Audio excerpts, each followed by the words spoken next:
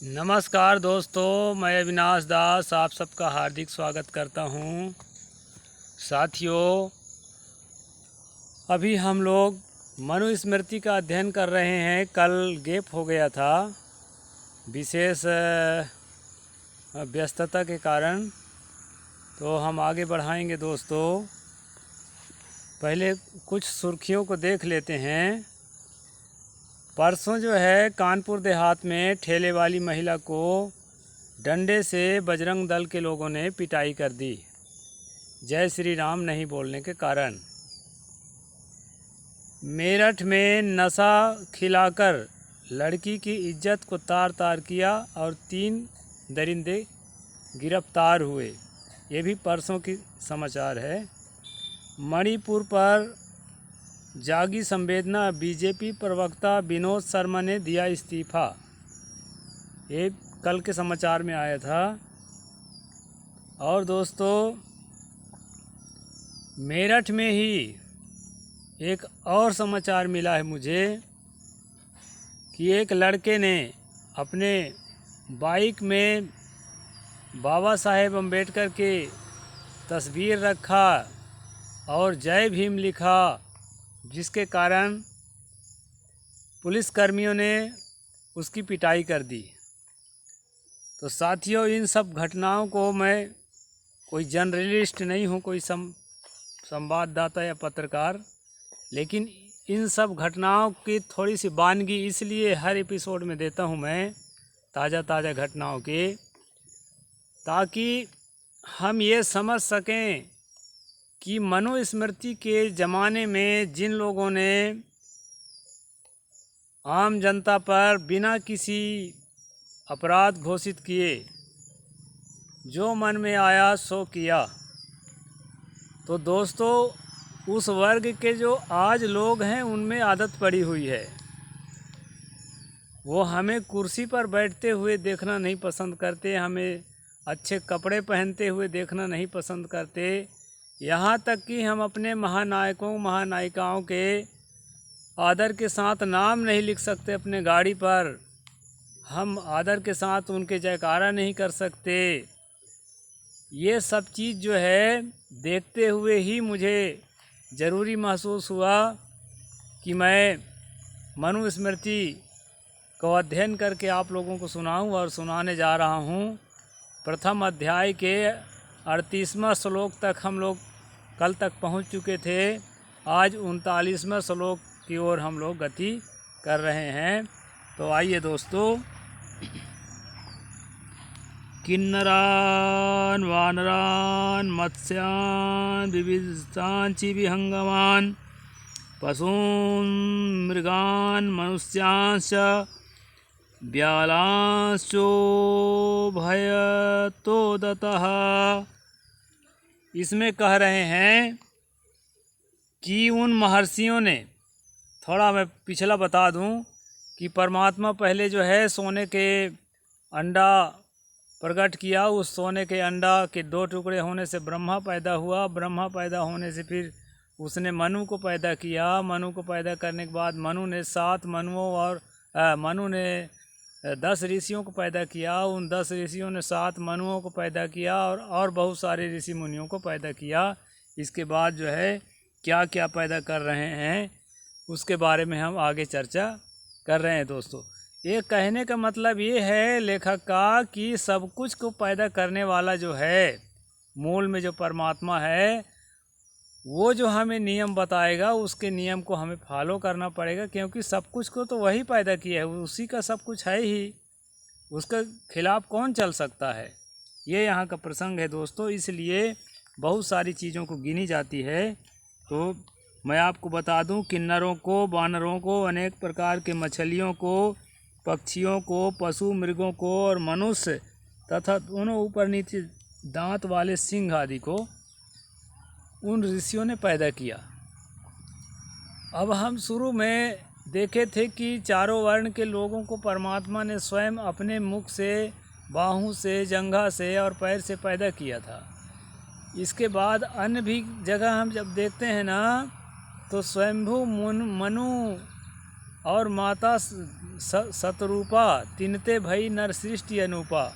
तो मनुष्य जाति के माता पिता मनु और शतरूपा को तुलसी गोसाई ने बताया, लेकिन यहाँ मनु स्वयं कह रहा है कि मैं सब कुछ को बनाने वाला नहीं हूँ, मैंने तो ऋषियों को 10 ऋषियों को बनाया, फिर वो 10 ऋषि जो है ये सब चीज़ों को बनाया। तो ये जो है दोस्तों विवादित टाइप के हैं, ये चीज़ें समझ में नहीं आती, कहीं कुछ ऐसे जो है स्पष्ट जो है बात नहीं है। हम आगे बढ़ते हैं। कृमि कीट पतंगाश्च यूका मच्छिक मत्कुणम सर्वं च दशमशंकम स्थावरम च पृथग्विधम। कीड़े मकोड़े पतंग जोंक मक्खी मच्छर आदि अनेक प्रकार के स्थावर जीवों को उत्पन्न किया। एक बात ध्यान में रखेंगे दोस्तों, ये स्थावर जीव नहीं है। स्थावर जो है केवल वृक्ष ही होते हैं। जो चलते फिरते हुए छोटे बड़े कोई भी प्राणी है उसको हम स्थावर में गिनती नहीं कर सकते। अब यहाँ लिखने वाला लिख दिया है। हाँ, अब आगे बढ़ते हैं। एवमेतेरिकं सर्वं मन्नियोगान् महात्म्यभिः यथा कर्म तपो योगास्तृष्टं स्थावर जंगमम। मेरी आज्ञा से महर्षियों ने अपने तपोबल के कर्मानुसार स्थावर और जंगम प्राणियों की सृष्टि की। जंगम प्राणी जो है ये प्राणियों को कहते हैं। स्थावर पौधों के यहाँ तो पौधों के लिए भी प्राणियों के लिए ही स्थावर शब्द का प्रयोग यहाँ किया है। अब ये व्याकरण के हिसाब से तो ठीक नहीं है, फिर भी चलिए लिख दिया। येषां तु यादृशं कर्म भूतानामि कीर्तितं तत्तथा यो विधामस्यामि कर्मयोगं च जन्मनि। सृष्टि में जिस प्राणी का जैसा कर्म कहा गया है और जन्म के क्रम से योग को मैं आपसे कहूँगा। पशवाश्च मृगाश्चैव व्यालाश्च भूतोदतः रक्षांसि चापि सांची मनुष्याश्च जरायुजाः। ऊपर नीचे दांत वाले पशु, मृग और हिंसा करने वाले जीव, राक्षस, पिशाच और मनुष्य जरायुज गर्भ से उत्पन्न होने वाले हैं। ये जो है स्तनधारी जीवों को यहाँ गिन रहे हैं, बता रहे हैं कि ये गर्भ से उत्पन्न होने वाले हैं। अंडजाः पक्षिणाः सर्पा नकरा मत्स्याश्च कच्छपाः यानि चैव प्रकाराणि स्थलजान्यदकानि च।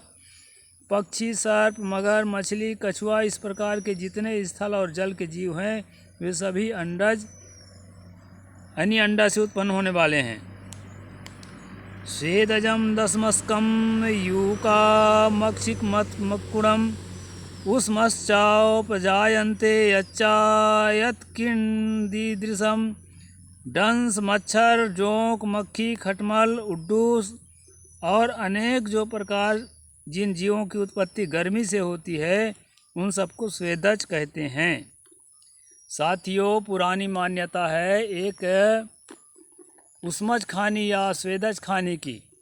इस पर मैं थोड़ी चर्चा करूंगा कि अचानक बहुत सारे कीड़ों का उत्पन्न हो जाना, खटमल का उत्पन्न हो जाना या इस प्रकार चीज़ों का, इसको धार्मिक ग्रंथों में उष्मज खानी माना गया। यहाँ तक कि पुराने ज़माने के कबीर पंथ के ग्रंथों में भी माना है। आधुनिक लेखक शायद इसको बदल रहे हैं। इसका कारण है दोस्तों, इनके जन्म का पता जैसे चावल में कीड़ा पड़ता है और इस प्रकार बहुत सारी चीज़ें होती है, उसको नहीं समझ पाने के कारण लिखे हैं। अभी विज्ञान इसको स्पष्ट समझ चुका है कि ये सारी चीज़ें जो है उष्मज या श्वेतज नहीं है, बल्कि ये सब जो है यौन संबंध का जो सृष्टि का जो नियम है उसी नियम से ये सब भी पैदा होते हैं।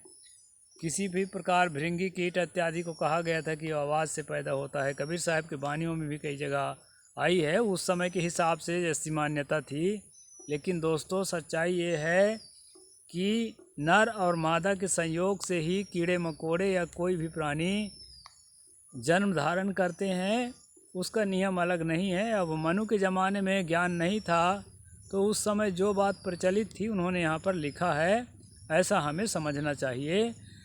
आज का एपिसोड यहीं तक रहेगा दोस्तों। ये 7वां एपिसोड है। जो साथी पहले के एपिसोड नहीं देखे हैं वो पूरा देखें। और जो है जो सब्सक्राइब नहीं किए हैं सब्सक्राइब ज़रूर करें दोस्तों, शेयर करें, अपने साथियों तक पहुंचाएं और जो है बेल आइकन को प्रेस करें, कमेंट ज़रूर लिखें और लाइक भी करें ताकि मुझे आप लोगों से मोटिवेशन मिल सके और ये मनुस्मृति को पूरा मैं आपको सुना सकूं। इसके बाद भी बहुत सारे ऐसे ग्रंथ हैं जिसमें इसके समानार्थी बहुत सारी बातें हैं जो मानवता के खिलाफ़ हैं और कुछ बातें अच्छी भी हैं। उन सभी बातों को क्रमशः मैं आपको सुनाऊंगा, ऐसी मेरी मंशा है। तो मेरी मंशा को पूरा करने के लिए दोस्तों आई होप आप सब लोग ज़रूर मुझे सहयोग करेंगे। जय भारत, जय संविधान, साहेब बंदगी, जय जोहार।